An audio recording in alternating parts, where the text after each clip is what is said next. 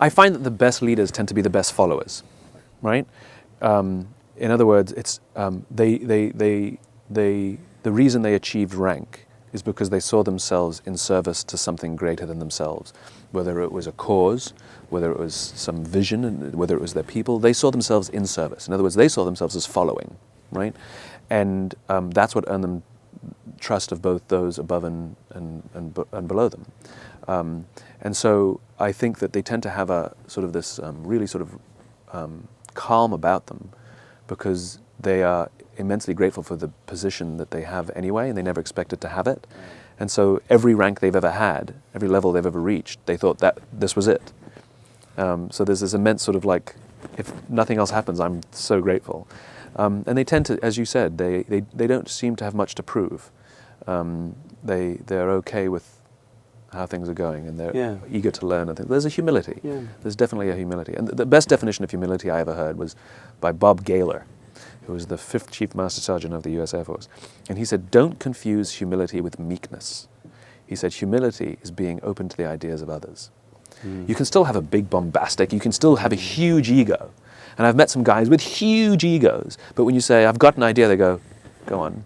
And I think that's humility. Right. It's not, oh, shucks, that's meekness, which can be faked as well. Absolutely. Yeah, because you can be, as you say, humble, but also ruthless. If you're loaded with a why, where you want to get stubborn to. More than stubborn, ruthless. Sorry, it's the right word. Yeah. Stubborn about where you're trying to get to, and that's important. But like everybody, I was watching some of your interviews, trying to find Simon's top 5 attributes of leadership, and you said that, well, you don't like that. You think courage is the only thing that's common to them all, and like you said at the beginning, you said you're an introvert. Sir Terry Leahy, who ran an organisation of 300,000 people at Tesco, one of the best CEOs we've had in this country, is a self-proclaimed introvert. As you said, they're all different styles that get to the top. Yeah. Courage is...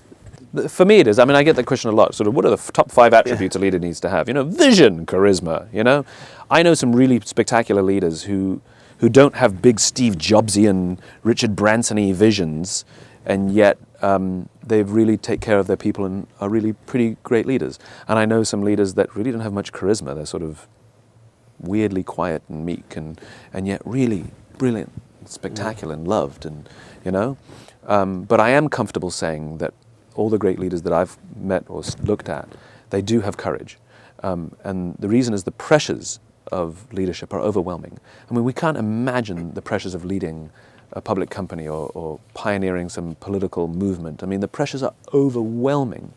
And the courage to stand up to the majority, the courage to stand up to political or financial pressures, the courage to not do what's expedient in the short term in order to do something that's right for the long term, is tremendous.